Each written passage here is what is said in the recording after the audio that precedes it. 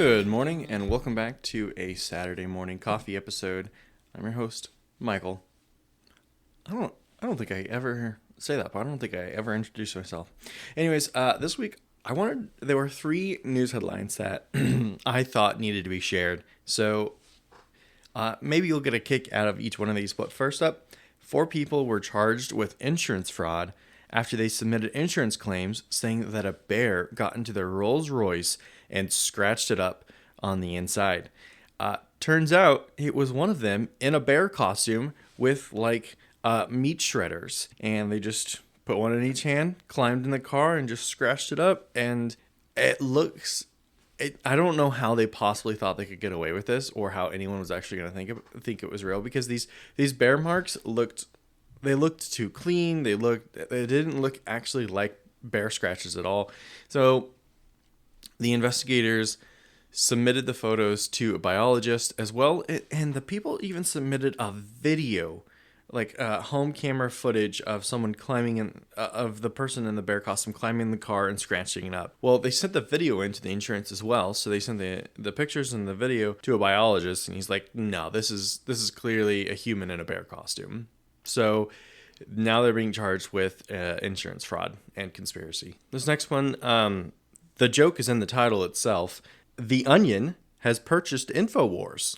The InfoWars being the show of Alex Jones, a man who claims that the water's turning the frogs gay, and many other things. But it's after he denied the Sandy Hook massacres, families sued him and they won their case. And as a result, they had to, the fine was so large they had to declare bankruptcy. And so InfoWars itself went up for sale. And the fact that the Onion purchased it is absolutely hilarious. It was between them and this group associated with Alex Jones that was trying to buy it. So basically just him trying to get it back. And the families were willing to take a lower bid from the Onion than what was being offered by the association or the group associated with Alex Jones. So they took less money just to prevent him from getting it back, which was obviously smart because that was their goal. But I think it's hilarious that the Onion now owns InfoWars, and I'm interested to see what they end up choosing to do with that property. And finally, a 35,000-year-old frozen saber-toothed cat mummy was found for the very first time. And this is a big deal because now they actually have intact soft tissue, which can be studied. This is being the first of its kind. This is a real golden opportunity for scientists to try and learn something more about saber-toothed cats, especially young ones. This one is not funny like the first two, but I just thought it was really, really cool, and I wanted to share it.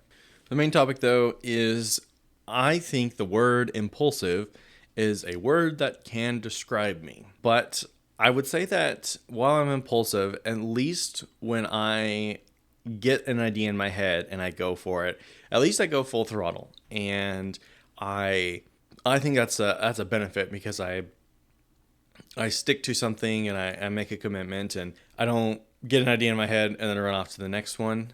Often, it broadly. Obviously, when it comes to podcast ideas and everything, I keep running off to the next shiny one. But overall, I'm sticking to the podcast, right? Instead of doing something else. I impulsively came up with the idea of 365 days of content in 2025. So I would like to try and produce one podcast or one piece of content, either a podcast or a video on YouTube for each day in 2025. I'm going to see how long I can keep this up. I would really like to see at least being able to do the first quarter, so the first 3 months of 2025. I think I can at least do that, but I'm going to give it my damnedest to go all year.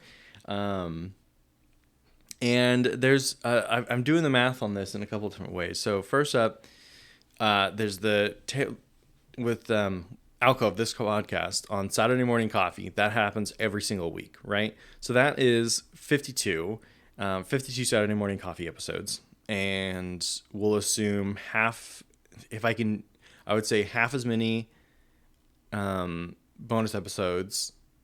So every other week. So that would be, what is that? 26. Okay, so that's 26 extra episodes on Wednesdays. And then Tabletop Oasis, which is my tabletop gaming YouTube channel. Because it's its own independent channel, it needs a video a week, right? So that means that's another 52.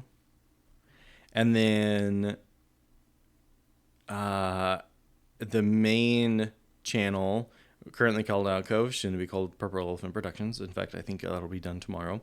I could do, so one of the playlists on there is cooking and the other one is video games, right? And for now, and for the cooking one, I have a really easy one where, here's the fun fact behind it. The National Hot Dog and Sausage Council says that on average, an American eats 70 hot dogs a year. And I think that I could make 70 hot dog videos if I make one for each different hot dog, like how to make it. And each hot dog would be entirely different. Like, you know, you've got the Coney dog, you got the Seattle dog, you got the Carolina dog, and so on and so on. And I could easily, I could do 70 hot dog videos for sure. But then when I thought about that, I was like kind of weird. It's like, if I do 70 hot dog videos in a year, does that make me the hot dog guy? And is that how people are going to start calling me, as the hot dog guy on YouTube? I don't really want to be known as the hot dog guy. So then I was like, okay, maybe I won't do 70 hot dog videos.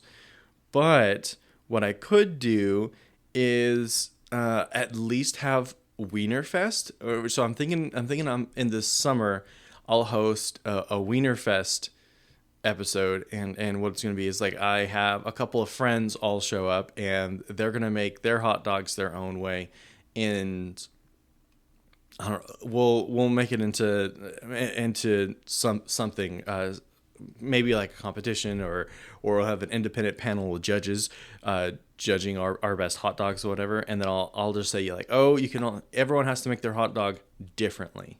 But then I'm still gonna do a bunch of hot dogs. For instance, I think there's I believe there are 31 different like regional hot dog styles. Like I said, the Seattle dog, the Chicago dog, New York dog, those kinds of things, Carolina dogs.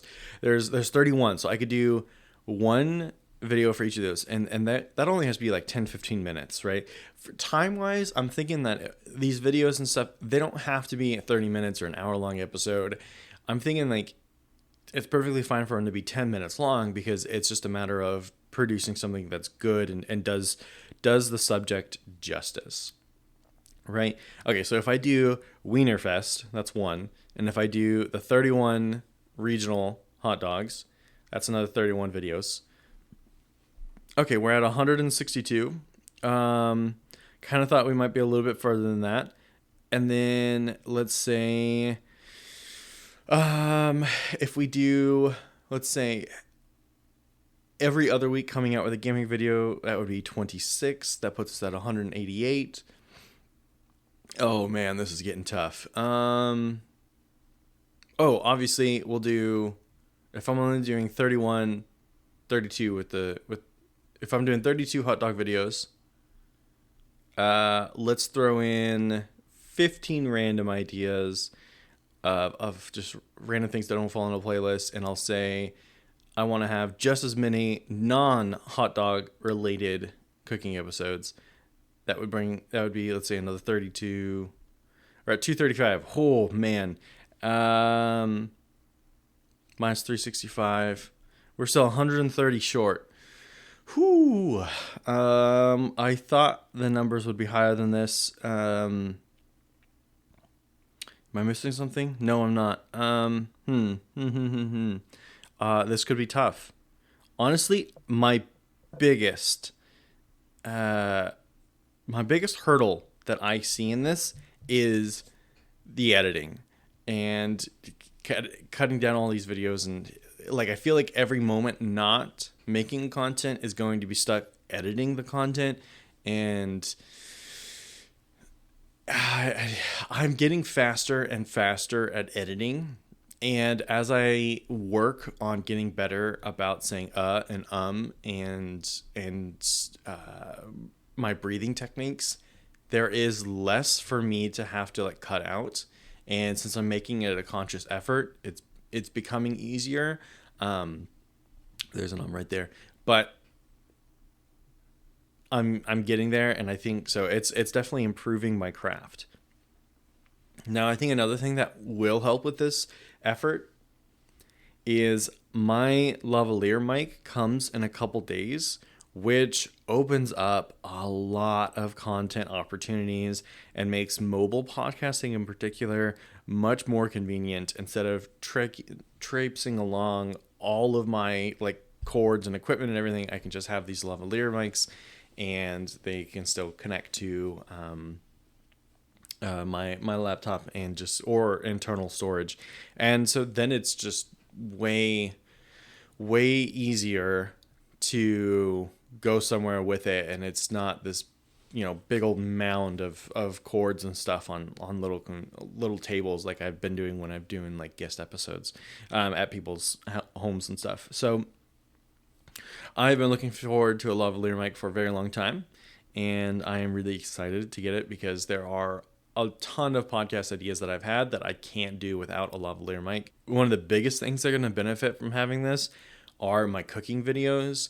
It has been really difficult to have a microphone set down on the counter and trying to keep it away from food, but keep it close enough to pick up what I'm saying, while also not being so loud that it picks up like the buzzing or like fuzz in the air or the buzzing of the fridge.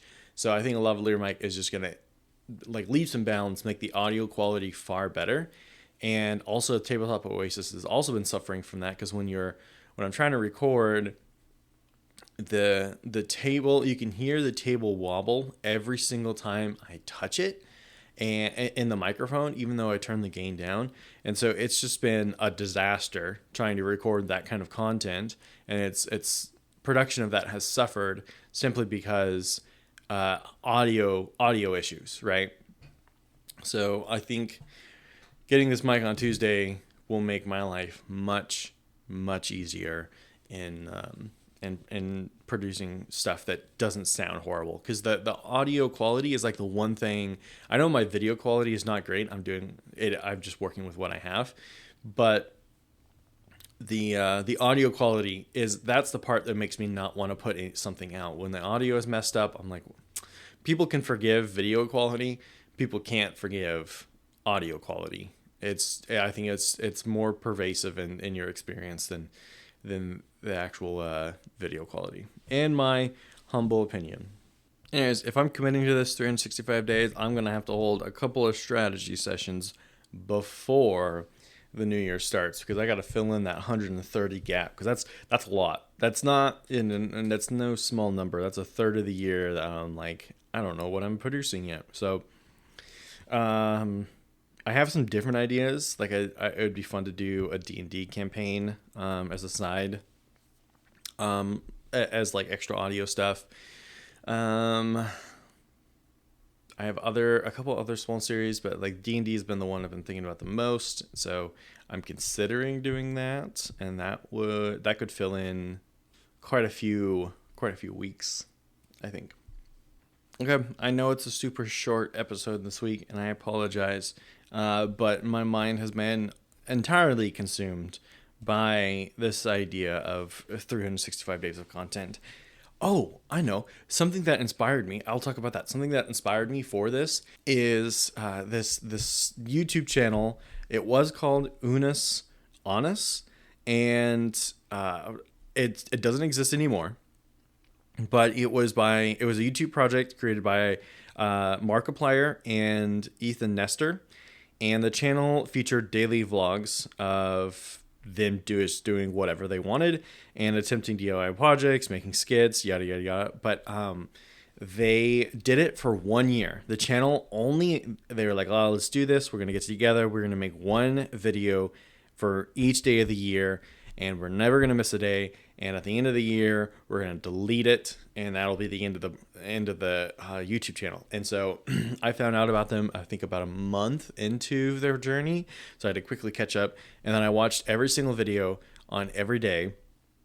And then on air at the end of the year, they actually deleted the channel, and it's all been gone. And they asked everyone not to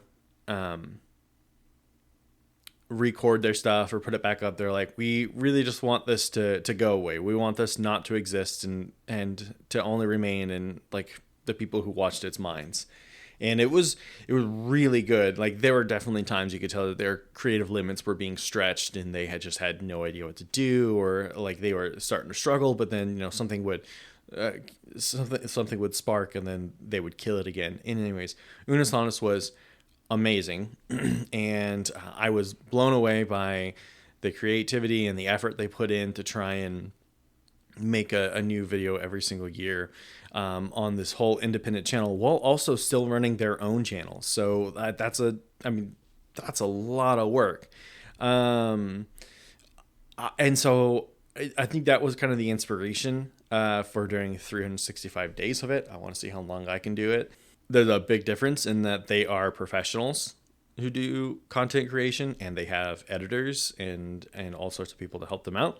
So I definitely do not have the resources to make this realistic, especially not with me having a full-time job and me having and still going to school.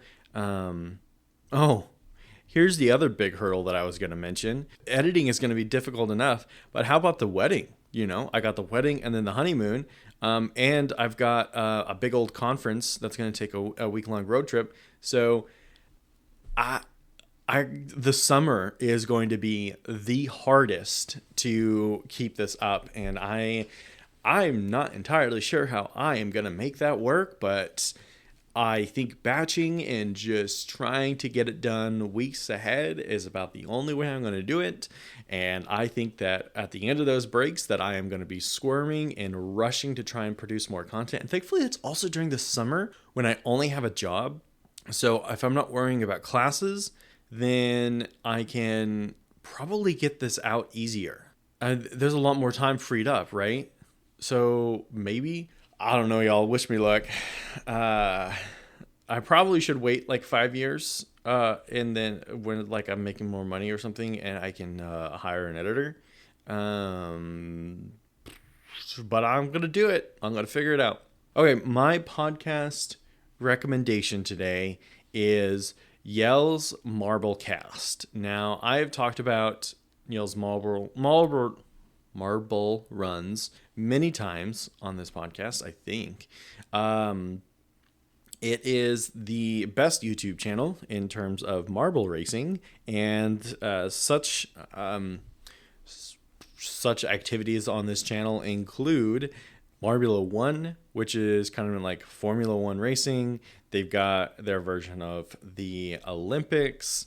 They've got a marble rally, which is a little bit more like outdoor courses. And then they've got kind of one-off odd things like a Christmas race and marble survival and yada, yada, yada. Freak marbles, which are these big giant marbles and that were racing each other. So there's all sorts of kind of things, fun things. But this is the companion podcast for Yell's Marble runs. The Marblecast covers the latest marble athlete events, Marble Survival 100, Marbula 1, Marbula League, and more, and tune in to stay up to date. And I kind of have a bone to pick with podcast descriptions lately. I feel like this last year they've gotten smaller and smaller, and so I've got a bone to pick with people on that, but I'm not prepared for that argument, so we're not going to get into it. This companion podcast is amazing because it treats it just like the YouTube channel does, in that every marble is an actual racer, and they treat them like they were real people, and so they just totally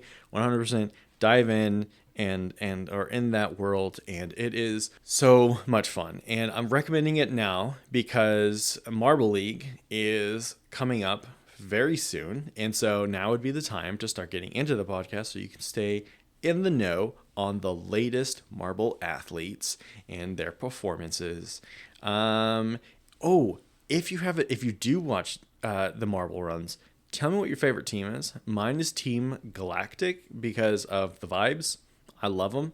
I'm just all in on their team. I can't even support any other team. They never come first. It's always between like 4th and 8th place. So they're consistent in the top 8. And I can appreciate that. I would just like to have a winning season for once. So we'll see. That's it for today's episode. Thank you for joining me for Saturday Morning Coffee on Alco.